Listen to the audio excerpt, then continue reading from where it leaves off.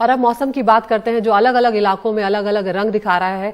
कहाँ ताबिश हम जहां दिल्ली में बैठे हुए हैं वहां बारिश का इंतजार कर रहे हैं और अच्छी खासी गर्मी यहां पर इस वक्त भी पड़ रही है, जब सितंबर आ चुका है। लेकिन अगर बेंगलुरु की बात करें तो वहां पर निचले इलाकों में पानी भर गया है। भारी बारिश की वजह से कई जगहों पर जल जमाव हो गया है। Outer ring road, white field, ये ऐसे कई इलाके हैं जहां पर इतना ज्यादा पानी भर गया है कि अब लोगों को खासी मुसीबतें झेलनी पड़ रही हैं। और ये तस्वीरें आप देखिए जहां पर लबालब पानी से सड़क जो है नजर आ रही है। यहाँ गाड़ियां जो हैं किस तरह से उस पानी के बीच चल रही हैं, ये आप देख सकते हैं। निहाल हमारे साथ हैं। निहाल, बताइए फिलहाल क्या स्थिति है वहां पर? बेंगलुरु का जो पूर्वी इलाका है वो सबसे महत्वपूर्ण इलाका है, इसलिए माना जाता है कि वो आईटी कॉरिडोर है। लेकिन जब से ये कॉरिडोर्स बने हैं तब से आज तक पिछले 10 से 15 सालों का इतिहास आप देख लें, हर बार जब भी तेज बारिश होती है इन इलाकों में जल भराव होता है और काफी होता है। ये सभी महत्वपूर्ण आईटी कॉरिडोर्स हैं और यहाँ पर हमेशा जल भराव होता है। कोई ये ऐसा नहीं है कि, लेकिन तमाम कोशिशों के बाद भी पानी बारिश के बाद निकल जाए, इस तरह के जो इंतजाम है सरकार की तरफ से कई बार किए भी गए हैं।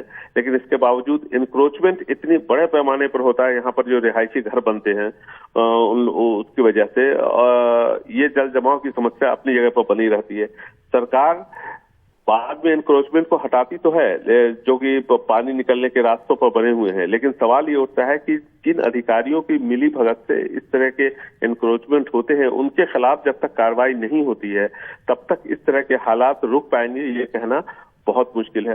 पूरे शहर में देखिए पिछले 2 से 2.5 सालों के दरमियान रोड वाइडनिंग हुई है, कई दूसरे स्मार्ट सिटी प्रोजेक्ट्स के तहत कई सारे बदलाव लाए गए हैं। उसके बावजूद अगर 3 से 4 घंटे 6 घंटे अगर बारिश तेज होती है और इस तरह से जल जमाव होता है तो निश्चित तौर पर ये म्यूनिसिपल अथॉरिटीज जो है इनको सोचना चाहिए, सरकार को सोचना चाहिए कि आखिर वो कौन लोग हैं जिनकी मिली भगत से इस तरह से अतिक्रमण होता है कि लोगों का चलना मुश्किल हो जाता है।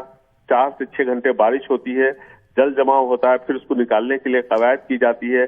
बड़े पैमाने पर युद्ध स्तर पे काम हो रहा है कि जल्द से जल्द पानी को निकाला जाए।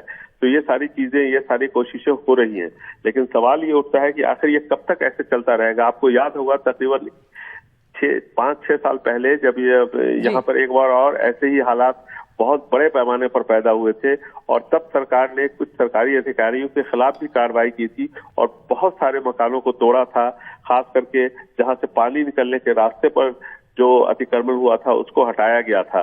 तो ये लोगों में एक तो सिविक सेंस होना चाहिए कि जब वो घर बनाते हैं तो अपने फायदे के लिए दूसरों को नुकसान ना पहुंचाएं। लेकिन ये तभी बन पाता है, ये अतिक्रमण तभी हो पाता है जब सरकारी मशीनरी उनके साथ होती है, स्थानीय नेता उनके साथ होते हैं। तो इसमें जो चाहे वो किसी भी पार्टी के नेता हो, सब के सब नेता इसमें शामिल होते हैं। उनके दबाव में अधिकारी शामिल हो जाते हैं और फिर सरकार भी चुपचाप रहती है। म्यूनिसिपल जो अधिकारी हैं वो आते जाते, जो वरिष्ठ अधिकारी हैं उनका तबादला होता रहता है और ऐसे में ये सिस्टम बिल्कुल इसी तरह से चलता रहता है। किसी का कोई डर भय नहीं है और इसीलिए देखिए जब कभी भी बारिश होती है 4 से 6 घंटे इस तरह के हालात पैदा हो जाते हैं और उसके बाद लोगों के लिए जीना मुश्किल हो जाता है।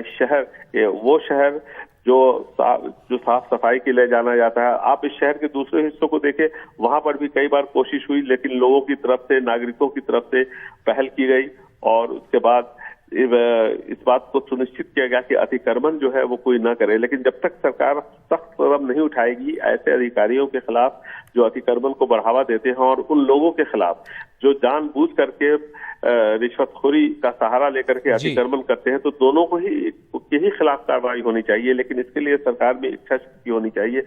वो इच्छा शक्ति कहीं ना कहीं नहीं दिखती है, जिसकी वजह से इस तरह के हालात बार बार यहाँ पर पैदा होते हैं। शुक्रिया निहाल आपका सब जानकारी के लिए। तो देखिए आप जैसे हालात यहाँ पर बनते हैं बारिश के बाद, उससे जाहिर है लोगों को ही दिक्कत होती है।